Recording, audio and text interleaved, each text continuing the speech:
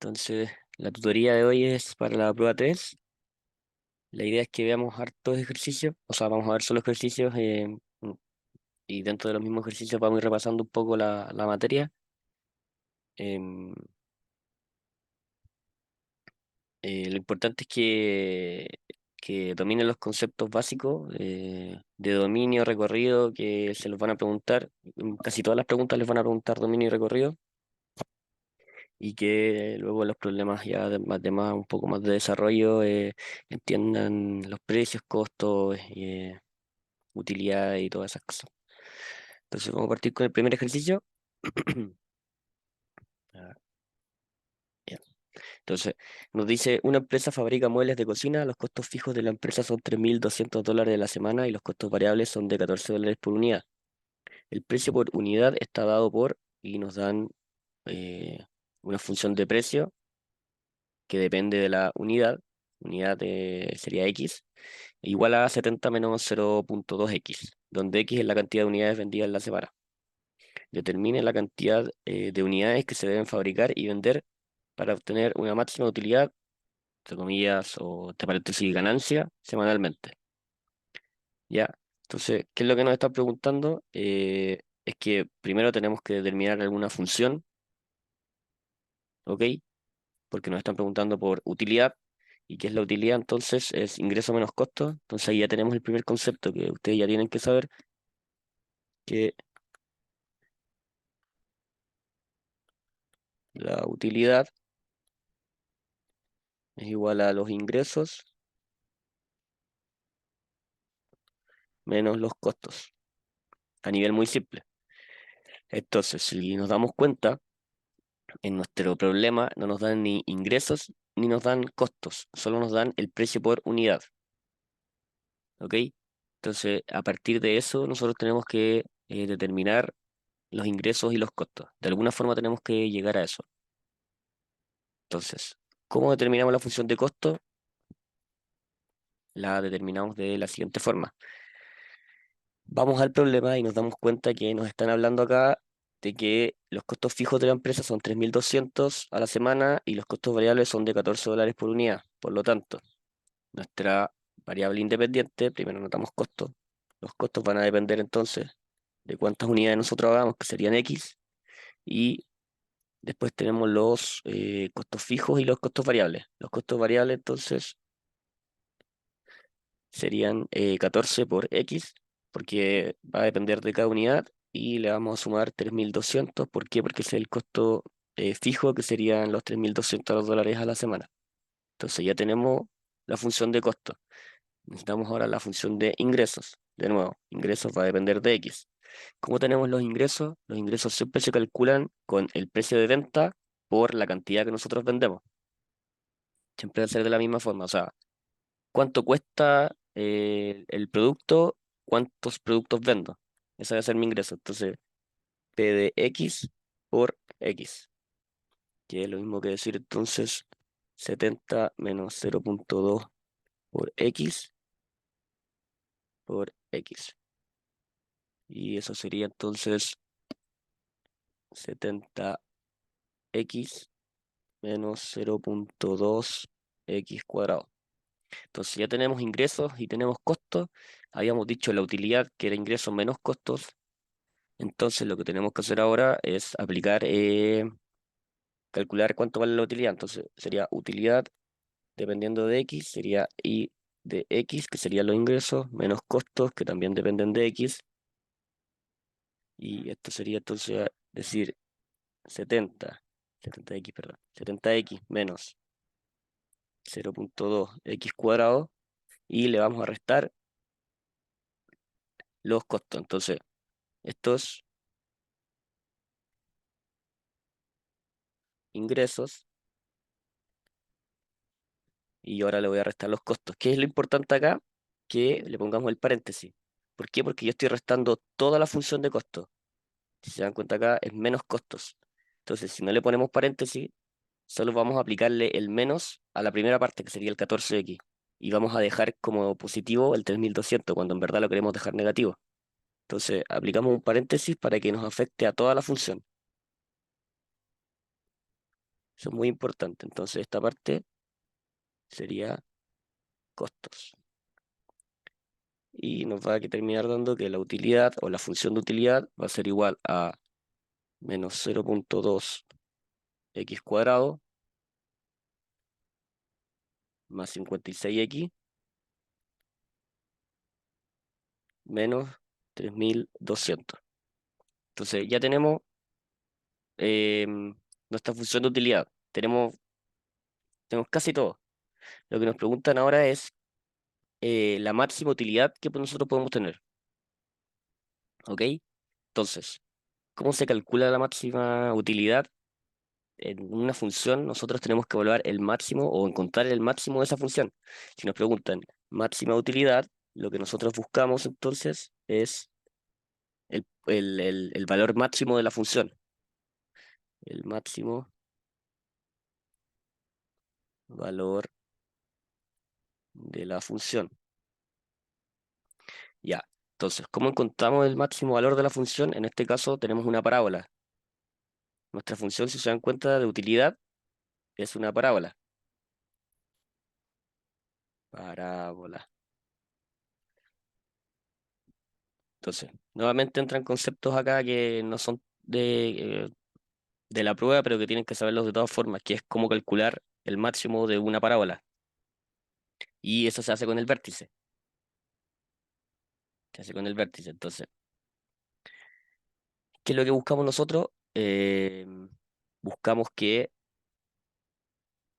encontrar el punto, cuánto tiene que valer x para que nuestra función de utilidad sea el máximo. Entonces, ¿qué es lo que vamos a hacer? Vamos a encontrar el vértice de la función, de la parábola, perdón, que sería la función de utilidad, que sería igual a, le vamos a poner x, porque estamos buscando ese valor, sería menos 56 partido en 2 por menos 0,2, que es igual a 140. Entonces, si se dan cuenta, nos piden la cantidad de unidades, no nos piden cuánto va a ser la utilidad máxima. Si nos pidiesen cuánto va a ser la utilidad máxima, yo este 140 que encontré lo debo introducir en mi x. Como solo nos piden la cantidad, solo nos piden el punto, la coordenada x, recuerden que esto es un punto x, y, nos están pidiendo solo la cantidad de unidades que se deben fabricar, por lo tanto nos piden esa coordenada. Y recuerden que la coordenada y se calcula reemplazando nuestro x en la función. Entonces, es lo mismo que acá, si pusiésemos, en vez de x, y, podríamos poner x, f de x. Ese es el vértice entonces de la parábola. ¿Ok?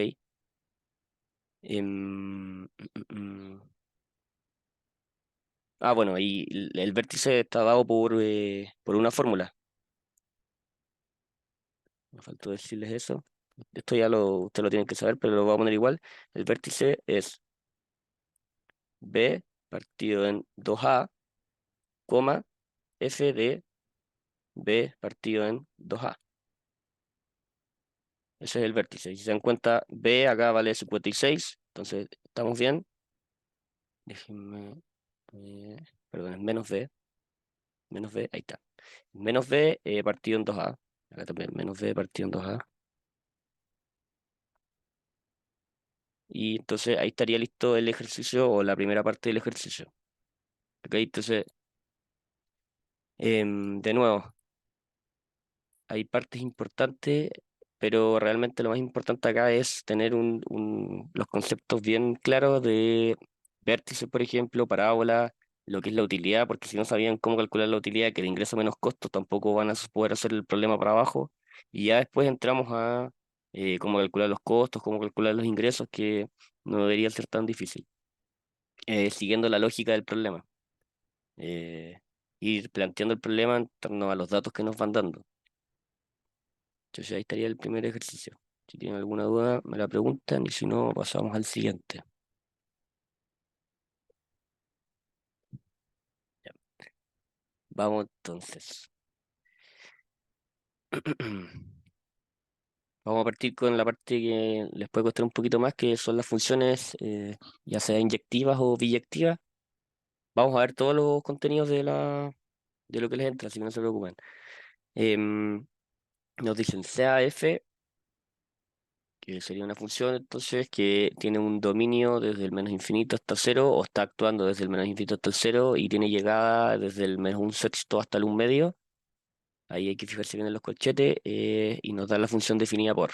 Nos dicen f de x igual a x más uno dividido en 2x menos 6. Nos piden demostrar que es inyectiva. ¿Ok? ¿Cómo demostramos que es inyectiva? Acá, siempre de la misma forma. Lo que nosotros tenemos que demostrar es que el conjunto, de partidas es igual al conjunto de llegada. em, y básicamente demostrar que el codominio es distinto al rango. ¿Cómo se hace esto? Vamos a verlo ahora, que es muy fácil. Aquí, ya. Entonces, voy a ponerlo, yo voy a escribir formal, pero esto no es tan necesario. Es solo para que vayan viendo cómo son las pautas. Em,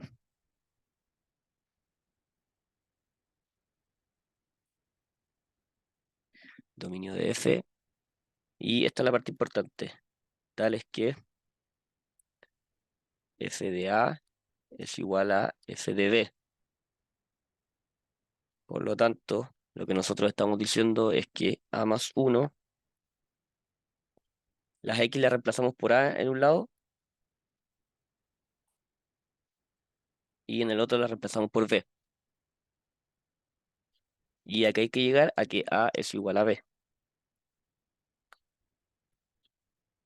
Entonces, se va a demostrar de la misma forma una función si es inyectiva. Hay que demostrar que A es igual a B, reemplazando todas las X por A y después todas las BX por B y igualarlo. Entonces, por un lado nos va a quedar que es 2AB menos 6A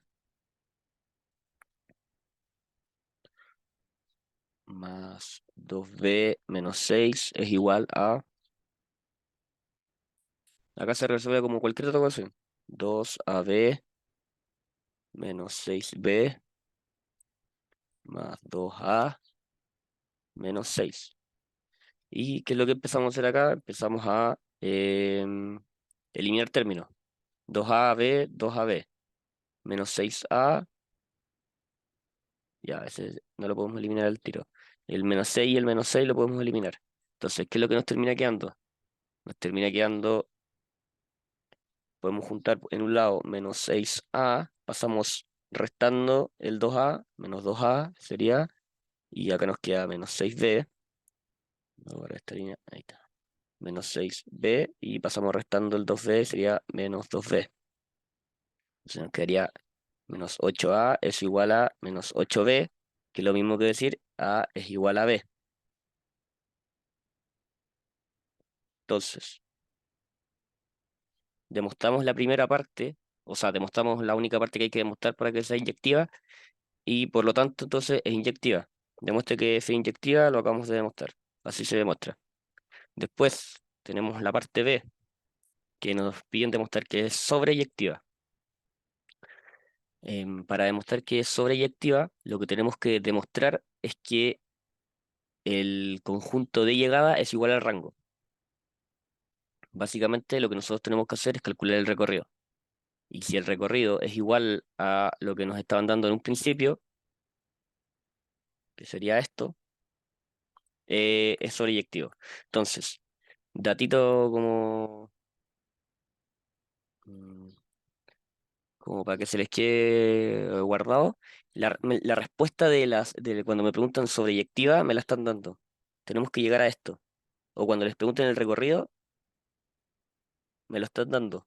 Entonces, ya tenemos cómo saber si está bueno o malo. Si tienen tiempo y pueden comprobarlo, o sea, si que llegan a tener lo malo y tienen tiempo, traten de corregirlo porque ya saben que este es el resultado bueno. Entonces, si es que logramos demostrar que es sobreyectiva, deberíamos llegar a este resultado. ¿Y cómo llegamos a ese resultado? Lo que tenemos que hacer es calcular el recorrido. Eso es lo que tenemos que hacer para demostrar que es sobreyectivo. Entonces, ¿cómo partimos? Lo que nosotros partimos haciendo es decir que y, recuerden que f de x es igual a x más uno partido en 2x menos 6. Y esto entonces es igual a y. Recuerden que f de x es lo mismo que decir y. Entonces, vamos a decir que y es igual a x más uno. Recuerden que el recorrido son los valores que puede tomar y. Entonces, reemplazamos f de x por y y empezamos a calcular la función. Entonces, y va a estar multiplicando por 2x menos 6 y va a ser igual a x más uno. Esto va a ser igual a x más uno es igual a 2xy menos 6y.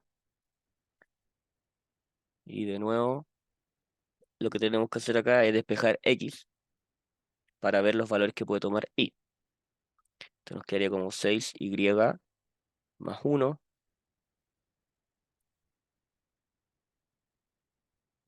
dividido en uno menos 2y. Negativo, perdón.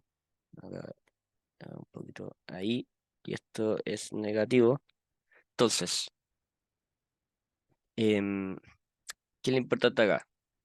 Que a partir de esto tenemos que encontrar un recorrido. ¿Ok? ¿Cómo encontramos ese recorrido? Primero vamos al dominio. ¿Cuál era nuestro dominio? Nuestro dominio era esto que estoy poniendo en azul. Va, si fijan, va desde el menos infinito hasta el cero. Como va desde el menos infinito hasta el cero, los valores que puede tomar y van a ser menores o iguales a cero. ¿Qué significa esto? Entonces, si x solo puede ser desde menos infinito hasta cero, es lo mismo que decir menos 6y más uno dividido en uno menos 2y debe ser menor o igual a cero. ¿Por qué? Porque x solo puede ser cero o menor. ¿Ok? Entonces, demostrando esto, o sea, esta era la parte importante y la parte difícil de cómo calculábamos el recorrido, porque tenía una pillería que era justamente esa, que x solo podía tomar valores desde el menos infinito hasta el cero, no podía tomar todos los valores reales. Em, de esa forma podemos llegar a que, primero, y no puede ser cero, o sea, no puede ser un medio. ¿Por qué? Porque lo de abajo no puede ser cero. Uno menos 2y debe ser distinto de cero. ¿Qué es lo que queda entonces? Que uno debe ser distinto de 2y y que por lo tanto y debe ser distinto de un medio. ¿Qué quiere decir esto? Que y debe ser menor a un medio. Y por el otro lado tenemos que y debe ser mayor a menos un sexto porque vamos a hacerlo paso por paso para que no se compliquen. Les va a quedar por un lado que menos 6 si pasan multiplicando el denominador, les va a quedar por cero. Entonces sería menos 6y más uno menor o igual a cero, que va a terminar dándoles que y debe ser mayor o igual a menos un sexto. Y en el otro, en el denominador, les va a quedar que uno menos 2y debe ser menor o igual a cero. Y esto les va a quedar como que y debe ser menor o igual a un medio. ¿Cuál es el resultado de esto? Que y pertenece entonces a, y le ponen acá corchete. Si se dan cuenta, acá mala mía, no es menor o igual, es simplemente menor porque no puede ser cero. Y entonces acá va un sexto, perdón, menos un sexto, coma un medio, sin tocarlo. Y nos vamos al resultado. Voy a correr un poco más para que quede bien. Lo voy a escribir bien.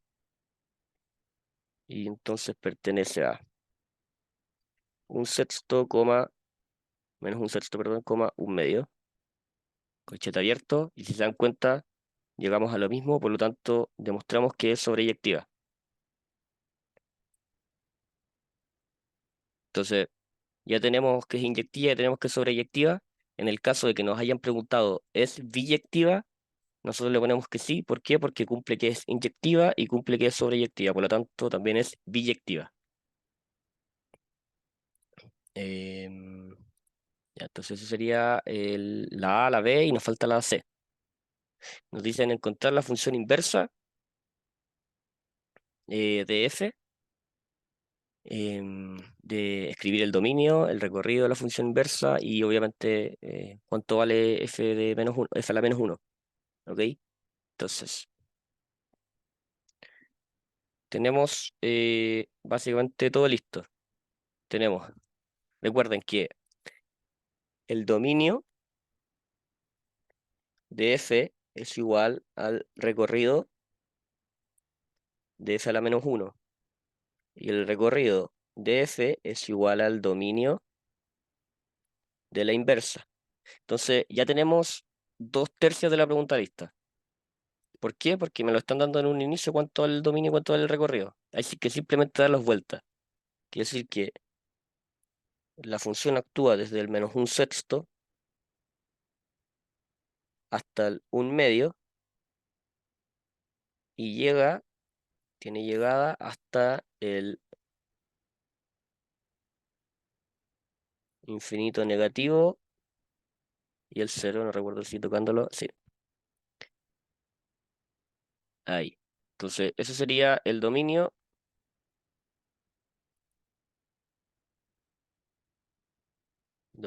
y esto sería el recorrido. Si se dan cuenta, el dominio de f de menos uno, voy a correr un poquito esto. Voy a poner acá f de menos uno actúa en, ya. Si se dan cuenta, el dominio de f de menos uno es igual al recorrido de f normal. Y el recorrido de f de menos uno es igual al dominio de f normal. Que es lo único que nos falta escribir cuánto vale f de menos uno. F a la menos uno que es igual a la función inversa.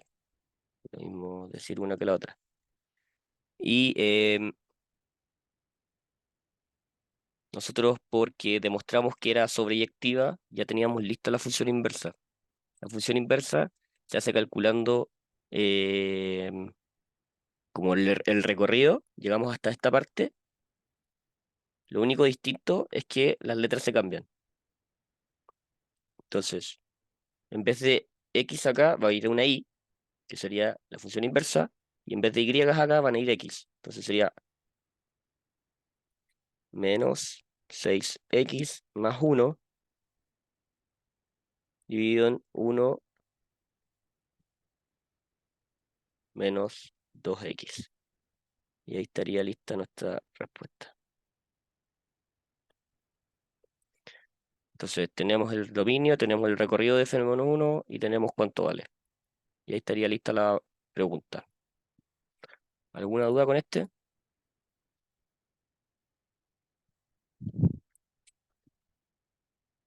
Ya, buenísimo. Seguimos entonces.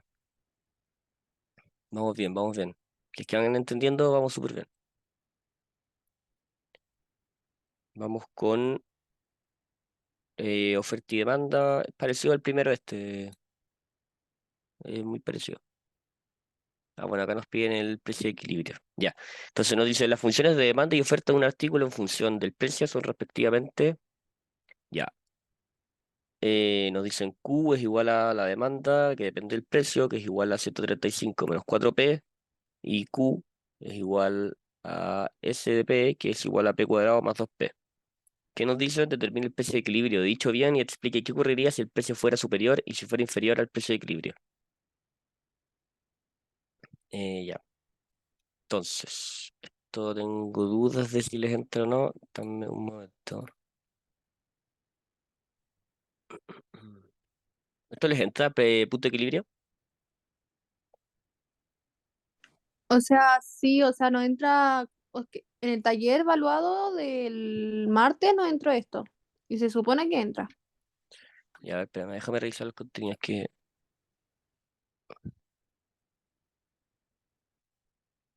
Acá. A ver, la gráfica de álgebra. Ya, lo vamos a ver por si acaso, por si les llega a entrar. Que probablemente les entre, pero no estoy tan seguro. Que me pone a cargar el iPad.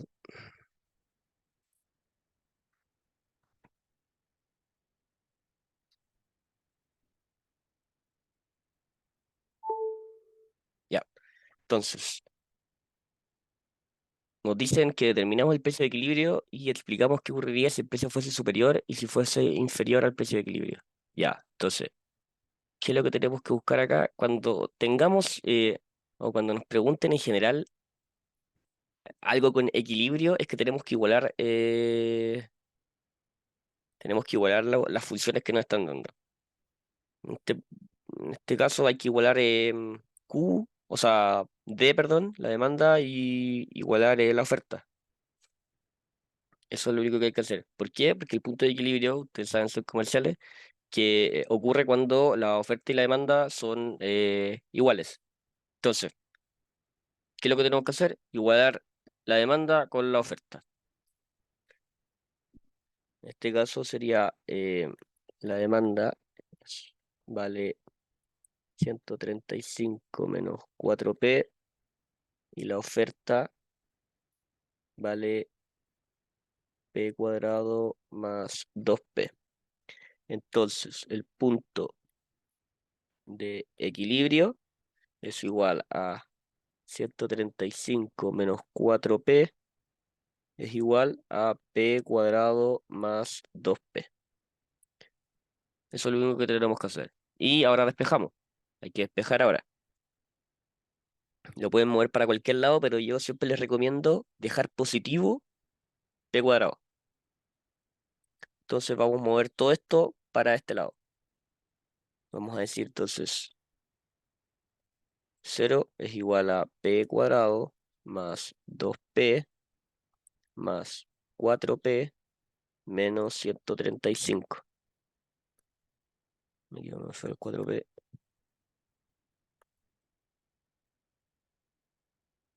Y nos terminaría dando entonces, voy a anotarlo al tiro, en vez de 2P más 4P, voy a anotar al tiro más 6P menos 135.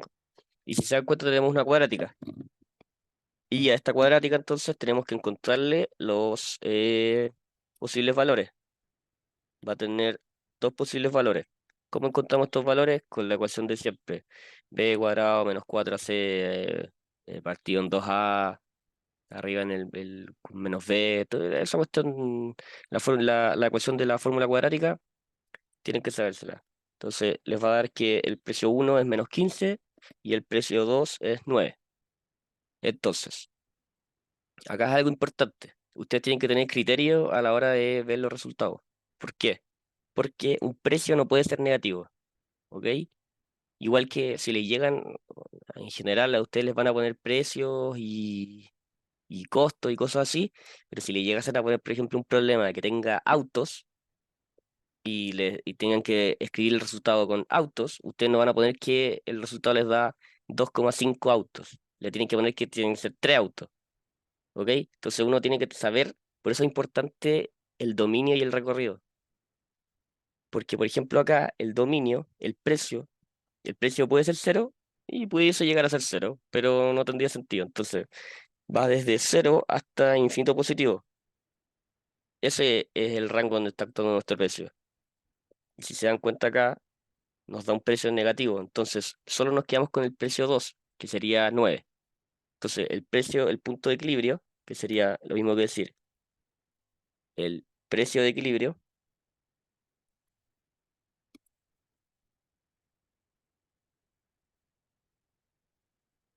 es, y le ponemos 9. ¿Por qué? Porque P debe ser mayor o igual a 0. Ya. Entonces, ¿qué es lo que pasa ahora? Nos piden explicar qué ocurriría si el precio fuese superior y si el precio fuera inferior al precio de equilibrio. Entonces, ¿qué pasaría?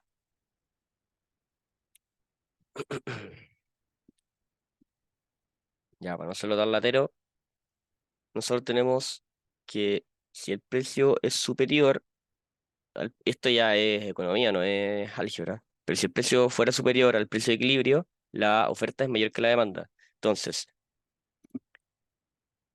si P es mayor que el precio de equilibrio,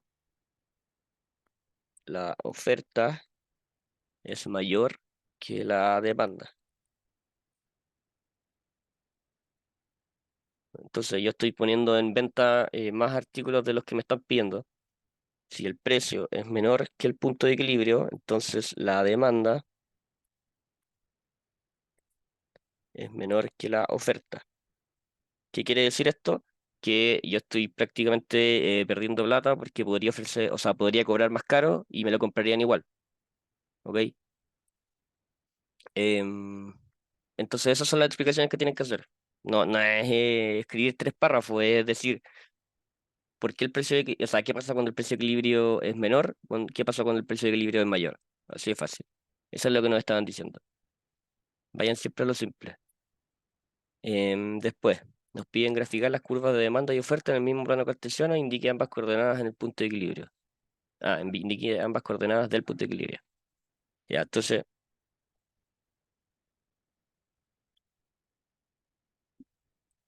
lo que nos están diciendo es que grafiquemos. Vamos a graficar una con azul y otra con verde. Entonces, hay una que va a ser una parábola y una que va a ser una línea. La de parábola va a ser entonces, va a ser la oferta. La oferta va a ser parábola y va a tener esta forma. La demanda va a ser una recta. ¿Por qué? Porque si se dan cuenta es lineal. La oferta es una parábola porque es cuadrática. La demanda entonces es lineal, así que es una línea. Y cuando se cruzan estas curvas tenemos el punto de equilibrio. Em, entonces vamos a anotarlo con sus colores. Vamos a decir que Q es igual a P cuadrado más 2P. Y con verde vamos a dar acá Q es igual a 135 menos 4P. Y acá podríamos anotar cuánto vale el punto de equilibrio. ¿Cómo lo hacemos? Reemplazando. Y empezando en cualquiera de las dos les va a dar el mismo punto de equilibrio. ¿Por qué? Porque igualamos, entonces les va a dar lo mismo. Podemos reemplazar, por ejemplo, en esta que es un poco más fácil. Vamos a decir 135 menos 4 por 9. Entonces, vamos a tener acá, eh, voy a dejarlo. Vamos a tener en el X 9 y acá vamos a tener el resultado de esto que sería em,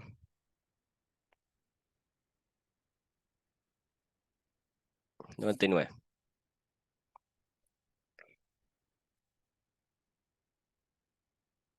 Ese sería entonces el punto de equilibrio.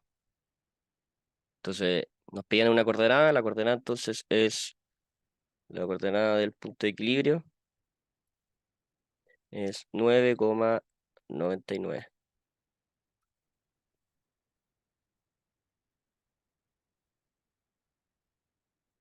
Entonces ahí estaría listo este problema. ¿Alguna duda con este?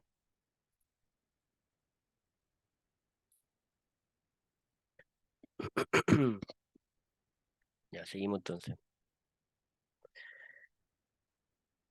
Ya, Ahora, tal vez nos pongamos un poquito más complicado. Nos dicen, considera las funciones f y g definidas por. Ya, entonces ahora empezamos con las funciones compuestas. ¿Qué son las funciones compuestas? Una función dentro de otra función. Es importante que sepan que es una función compuesta porque en el ramo que tiene el próximo semestre, que es Matemáticas Avanzadas 2, van a haber derivadas e integrales y las funciones compuestas se derivan y se integran de distinta manera. Entonces es importante que aprendan qué es una función compuesta. Entonces, de nuevo, una función compuesta es una función dentro de otra función. ¿Cómo sabemos cuál función está dentro de cuál? Si, si decimos que f o g, así se denomina, de x, decimos que g está dentro de f. Y si fuese al revés, g o f de x, f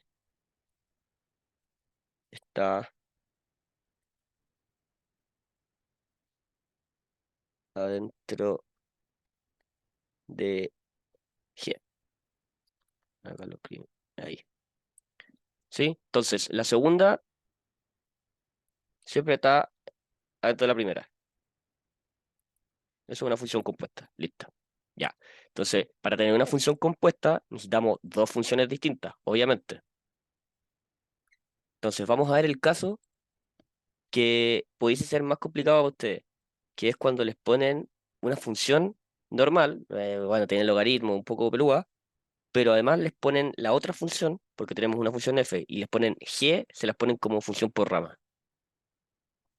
Entonces, este es de lo más peludo que les puede tocar. Ojalá que no, pero si es que le llega a tocar, tienen que saber cómo resolverlo. Entonces, ahora vamos a ver cómo resolverlo. ¿Qué es lo que nos dicen? Determine el dominio de la función f. Ya, entonces, primero, eh, nos piden el dominio de f nomás. No tenemos función compuesta hasta el momento. Hasta el momento no tenemos función compuesta. Entonces, vamos con lo fácil. Determinar el dominio de f. ¿Qué es lo importante acá? Lo importante de f, si se dan cuenta, es que tenemos un logaritmo natural adentro. Tenemos que f de x es igual a 2 por logaritmo natural.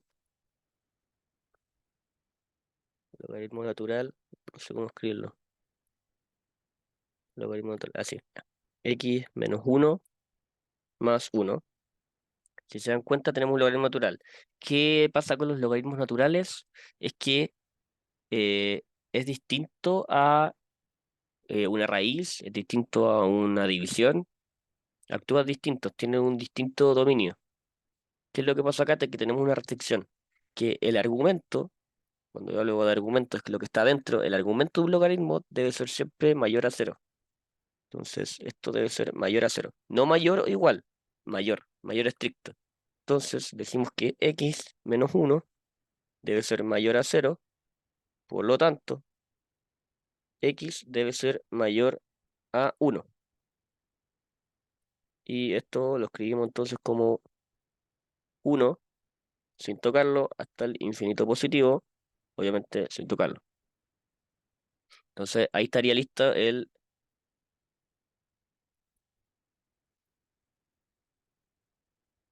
dominio de f. Desde 1 hasta, no se nota muy bien, desde 1 hasta infinito positivo. Ya tenemos listo la a. Luego, ¿qué es lo que nos piden? Determina el dominio de la función y nos da una cuestión eh, como para complicarnos, pero acá hay que ser ordenado. Para ser ordenados necesitamos determinar todos los dominios. El dominio de G, ¿te fijan? El dominio de F y el dominio de G, si se dan cuenta acá es G más F, no G o F. Acá siempre hay que leer bien. Todavía no es compuesta. No hemos trabajado con funciones compuestas. Entonces, Vamos con el dominio. Para determinar el dominio de funciones sumadas, tenemos que intersectar los dominios de cada una y tenemos el dominio general. Entonces, el dominio de G,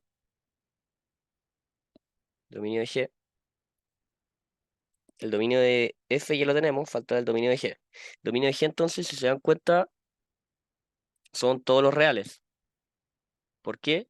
Porque hay una rama que actúa cuando cuando x es menor que 2 y hay una rama que actúa cuando x es mayor o igual a 2. Entonces, actúan en todos los reales. El dominio de F lo acabamos de calcular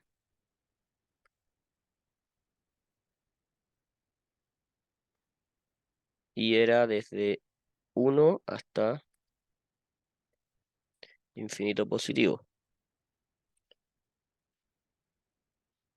Entonces, ¿qué es lo que tenemos que hacer? Intersectarlo. Cuando tenemos sumas o restas, es lo mismo, el dominio de G más F va a ser igual al dominio de G intersectado con el dominio de F.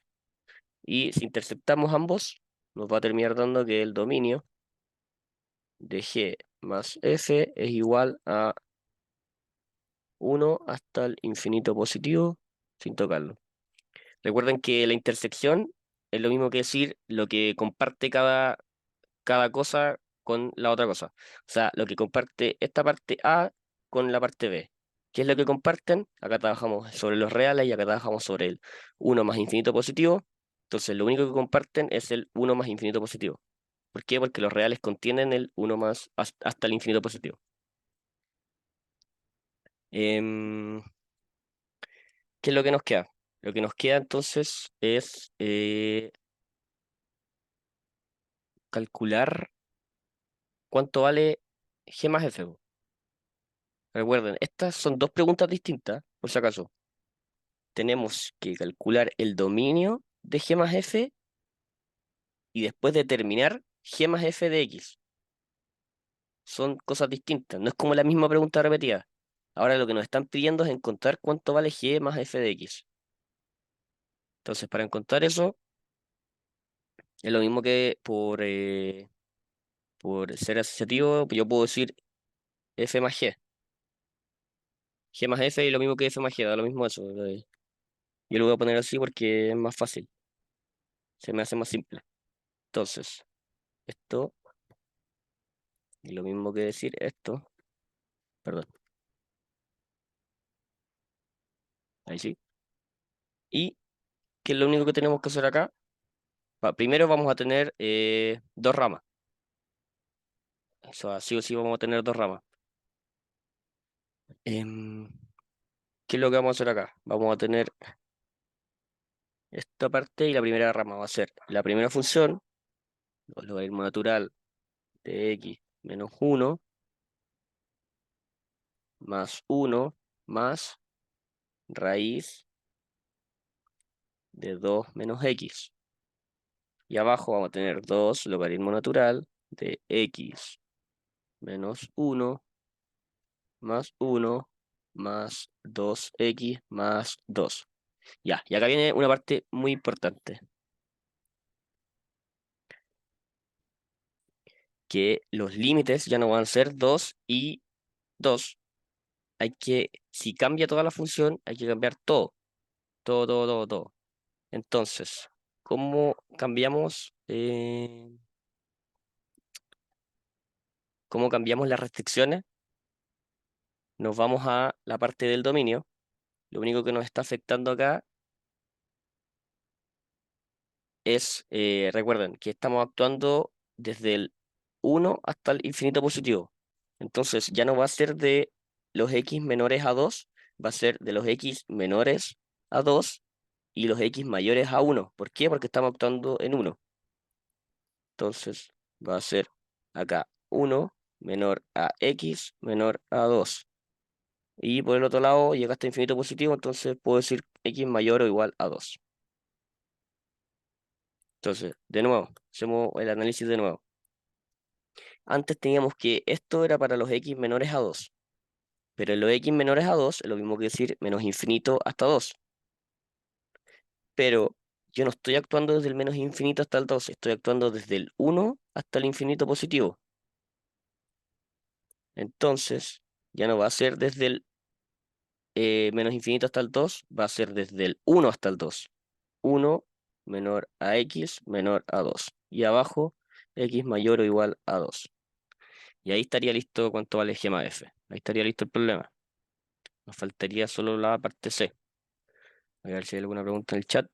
No, seguimos. Ya. Ahora viene la parte densa. Voy a...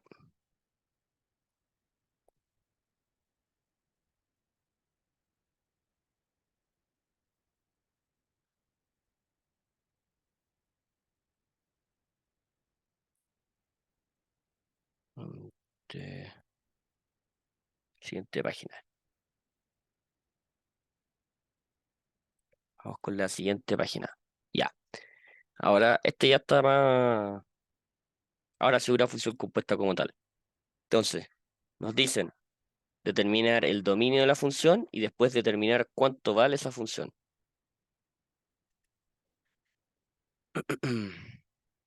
Entonces vamos con eh, vamos a empezar el problema. Vamos a poner acá dominio de G o F. Bueno, acá sería igual a.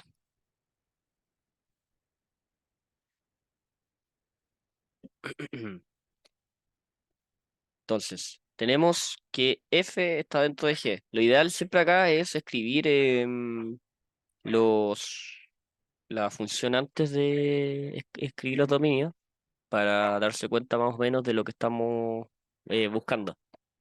¿Ok? Pero acá da lo mismo, no se preocupen. Lo importante es que tenemos en consideración que como estamos actuando con los reales y con una restricción que ya la conocemos, esa es la restricción que va a mandar para todo el problema, para todos los problemas. Entonces va a ser la misma restricción siempre. Y esa va a ser que va a estar desde el 1 hasta el infinito positivo.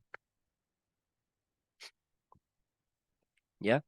Entonces, de nuevo, hay que ver el dominio de f y hay que ver el dominio de G, que es lo que hicimos en los ejercicios pasados. El dominio de G era los reales, interceptado con el 1 hasta el infinito positivo, que termina dando entonces 1 hasta el infinito positivo. Así es como se calcula. Es lo único que hay que hacer. ¿Por qué se hace esto? Porque si yo tengo una función dentro de otra función, lo que yo estoy haciendo es que mi dominio de la función que está sobre la otra están actuando al mismo tiempo. O sea, está actuando el dominio de f y el dominio de g. No está actuando una o la otra. Por eso es intersección, porque es y. Está actuando el dominio de f y el dominio de g. Ambos. Por eso es intersección. Ya. Una vez que tenemos esto, podemos escribir cuánto vale g o f. Entonces, decimos que g o f de x va a ser lo mismo que g evaluado en f de x. ¿Qué quiere decir esto? Que en todas mis x de g, o sea, en toda mi función g, en todas las x que hayan, yo voy a poner f de x, que vale todo esto. Entonces, de nuevo, vamos con pasito por pasito.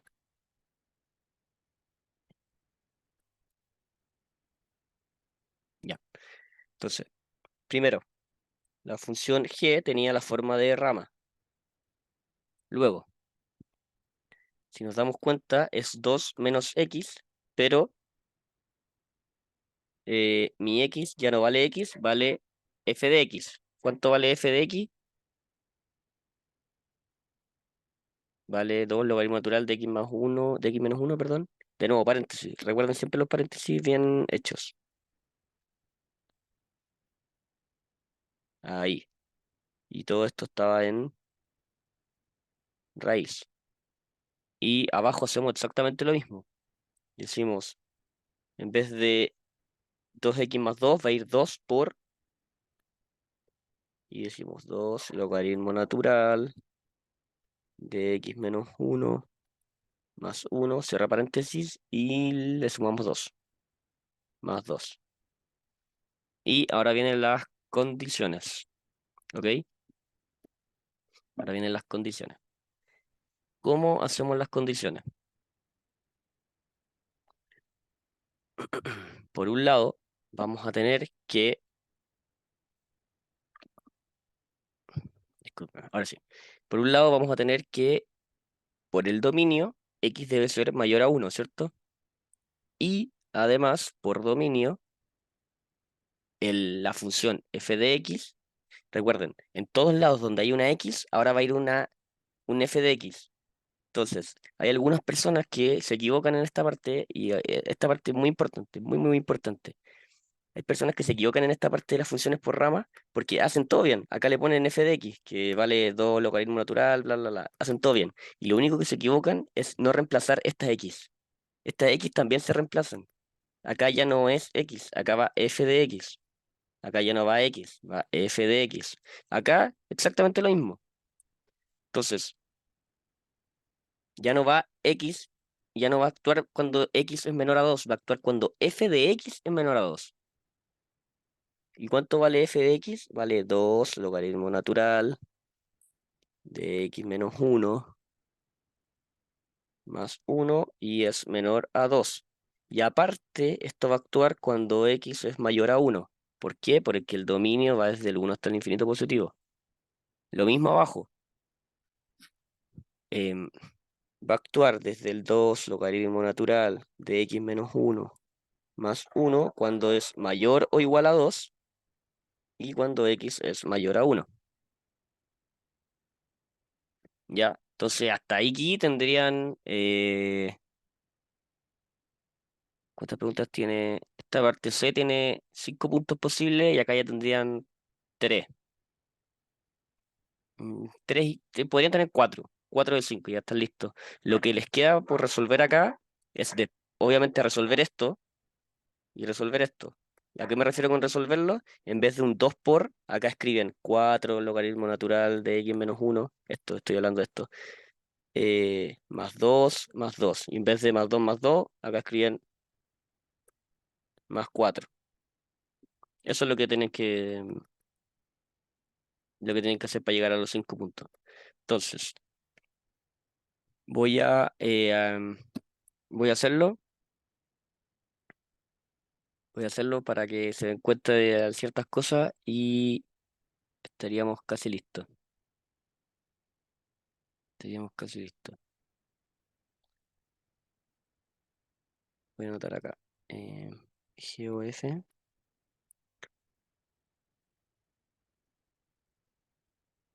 sería 2 menos 2 logaritmo natural de x menos uno. Recuerden siempre los paréntesis porque, por ejemplo, acá, si no poníamos el paréntesis, y íbamos a tener un más uno acá, cuando en verdad era de un menos uno. Y eso les va a restar todos los puntajes. Ya, esto está en raíz, bien. Y abajo vamos a tener 4 logaritmo natural de x menos uno más 4.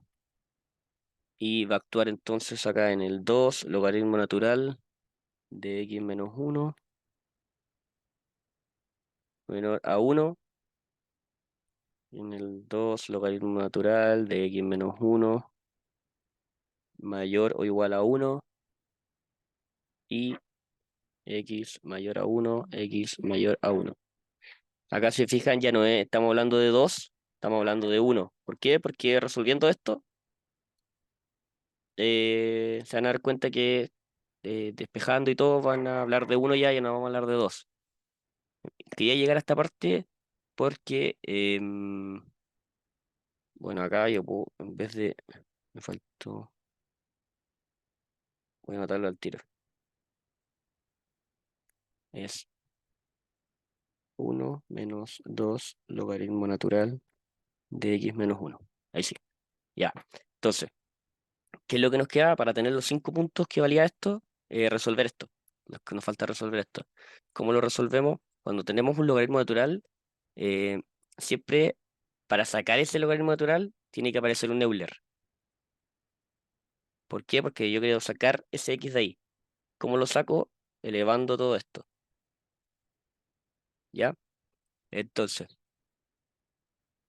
solo voy a escribir la parte de la derecha, por si acaso. Lo otro sigue igual, la parte izquierda sigue igual. Esto va a ser x menor a Euler elevado a un medio más 1 y x mayor a 1. Y abajo vamos a tener x mayor o igual a Euler elevado a un medio más Nico, yo no 1. entiendo, perdón, yo no entiendo por Dale, qué se eleva a un medio. ¿por qué se eleva a un medio? Ah, porque está S2, Ajá, S2 pasa dividiendo. ¿Por qué? Que tenéis, primero, cuando tenemos un 2 acá, por logaritmo ya. natural, o cualquier logaritmo en verdad, es lo mismo que decir x menos 1 elevado a 2. ¿Te acordáis que el exponente pasaba para acá? Ah, perfecto, ya, ya, caché, caché. Entonces, si le elevas el Euler, te va a quedar esto elevado a 2 y Ya. termináis dividiéndolo por un medio. Por un... No, ¿Se mentira, entiende? me perdí. No, ¿Te perdiste de nuevo? sí. Ya. Hasta ahí se entiende lo que dice, ¿no? Ah, ya, como el E elevado a... No, mentira, no, no, no, no, no Ya. entendí. Por propiedad esto se cumple. Ya, ¿Ya? Em, ¿Qué es lo que tenemos que hacer ahora? Tenemos que sacar el logaritmo natural. ¿Cómo lo sacamos? Eh, Poniendo elevando, entonces, sí, elevando el logaritmo natural a Euler. Entonces nos va a quedar 2, o sea, Euler, perdón, elevado a logaritmo natural de x menos 1 elevado a 2. ¿Ya? ¿Bien hasta ahí?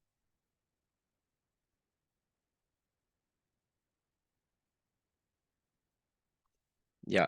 Eh, si sí, queréis sí, sí. lo ponemos normal, ya, filo, lo ponemos normal. 2 logaritmo natural de x menos 1. Ya. ¿Qué es lo que pasa ahora? Cuando yo elevo Euler elevado al logaritmo natural, son funciones inversas, entonces esto es igual a x. Ya, ya capté, ya capté. Ahora sí. Entonces, esto va a ser igual a 2 Euler, eh, perdón, va a ser igual a Euler elevado, va a ser igual a 2x menos 2 si no me equivoco. Sí. Y para el otro lado teníamos un 1. ¿Me cachai? Entonces te tenía quedando un medio. O vamos de nuevo. Ya, no, no, ahora creo que entendí. ¿Sí? Sí, gracias. Ya.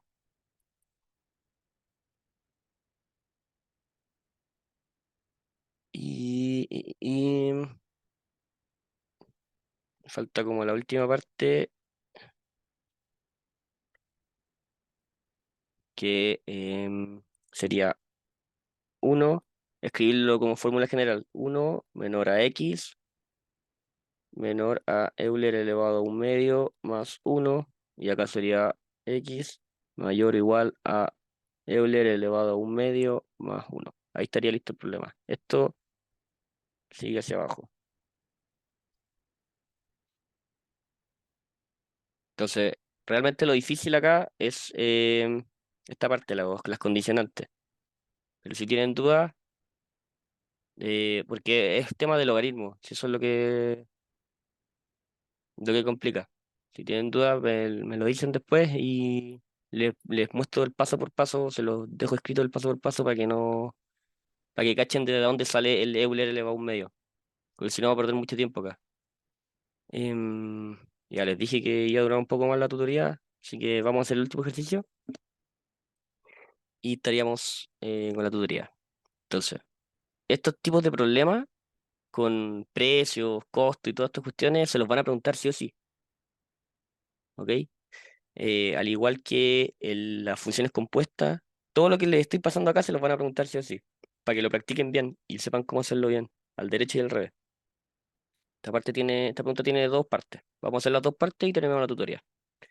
Entonces, determine la demanda esperada si el precio es de 10 unidades monetarias. Ya, vamos a leer el problema primero. La función de demanda para una mercancía particular es, y me dicen Q es igual a F en función del precio, supongo que es el P, igual a 20.000 Euler elevado a menos 0,2 P, donde P es el precio en unidades monetarias. Determine la demanda esperada si el precio es de 10 unidades monetarias. ¿Ok? Entonces, ¿qué es lo que tenemos que hacer? Reemplazar, o sea, decir que calcular F de 10. Esta primera parte es fácil. Sería 20.000 por Euler elevado a menos 0,2 por 10. Y esto es igual a decir 20.000 por Euler elevado a menos 2. Y el resultado es 27,07. Ya. Entonces ya encontramos el valor esperado de Q, que era lo que nos pedían, con 10 unidades monetarias. Ya tenemos lista la A. Vamos con la B. Nos dice, determina el precio P que corresponde a una demanda de 2.000 artículos. Entonces, ¿qué es lo que nos están diciendo? Ya no nos están diciendo cuánto vale X, nos están diciendo el resultado. Nos están diciendo que F de P es igual a 2.000. Entonces, lo que nosotros tenemos que hacer es encontrar el valor de X para que existan 2.000 artículos. Lo que tenemos que hacer es básicamente despejar, perdón, no es X, es P. Lo que tenemos que hacer es despejar P. Entonces, de nuevo vamos a volver al logaritmo. ¿Qué es lo que hacemos acá? Primero, lo más simple, pasar dividiendo el 20.000. Nos quedaría Euler elevado a menos 0,2. P es igual a 0,1. Ya, perfecto. ¿Qué es lo que viene ahora? Si tenemos Euler, o sea, si teníamos logaritmo natural, aplicamos Euler. Si tenemos Euler, aplicamos logaritmo natural. Es todo al revés. Son funciones inversas. Entonces, acá le vamos a aplicar logaritmo natural. Cuando aplicamos logaritmo natural, me va a quedar logaritmo natural de Euler elevado a menos 0,2p es igual al logaritmo natural de 0,1. Me quedó raro ahí está, 0,1. Por propiedades de los logaritmos, esto es menos 0,2 por logaritmo natural de Euler, y esto es igual a logaritmo natural de 0,1. Logaritmo natural de Euler es 1. Y me queda entonces 0,2p es igual al logaritmo natural de 0,1. Y p entonces vale logaritmo natural de 0,1 dividido en menos 0,2. Entonces p vale 11,5. Entonces ahora, ¿cómo comprobamos esto? Si nosotros decimos 20.000 por Euler elevado a menos 0,2 por 11,5, nos debería dar 2.000. Entonces, si agarran una calculadora y reemplazamos, les va a quedar que esto está bien, por lo tanto, el ejercicio lo hicimos correctamente. Bueno, acá tienes que concluir y poner que eh, responder la pregunta. Determine el precio que corresponde a una demanda de mi artículo, entonces le ponen el precio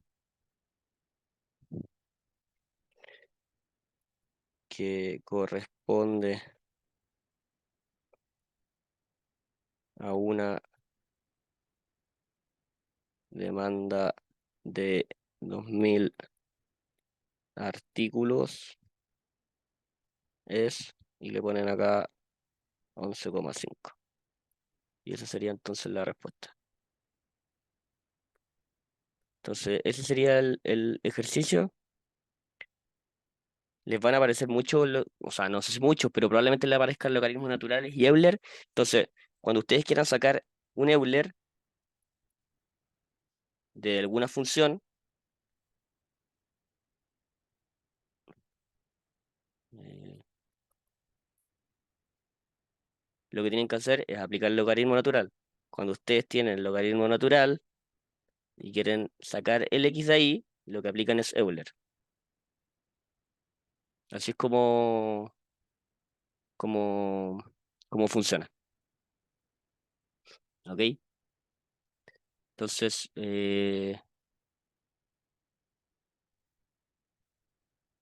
luego les voy a poner acá un costado cómo les quedaría el resultado.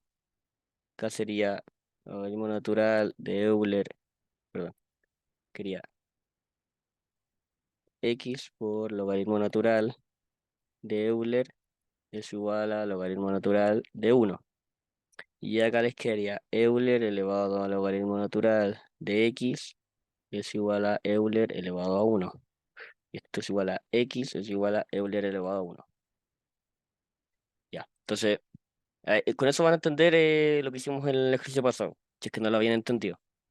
Me quedó un ejercicio por hacer, pero es muy largo, nos vamos a hablar harto. Si es que tienen dudas o preguntas, las pueden hacer al tiro, si no me lo escriben por WhatsApp. Pero esa sería la tutoría de hoy. ¿Alguna duda?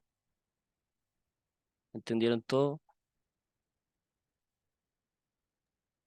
Sí, creo que todo bien. Igual, en Sí, voy a mandar una el parte PDF. cuando subáis el video voy a como repasarlo y si que no entiendo ahí te pregunto. Bueno, ok. Em, Voy a mandar el PDF al tiro al grupo y el video se demora un poquito en subir, pero apenas se suba, les mando el link. Así Ya, que bacán. eso. Hablamos, Gracias. que les vaya bien. Chau, chau. Muchas gracias.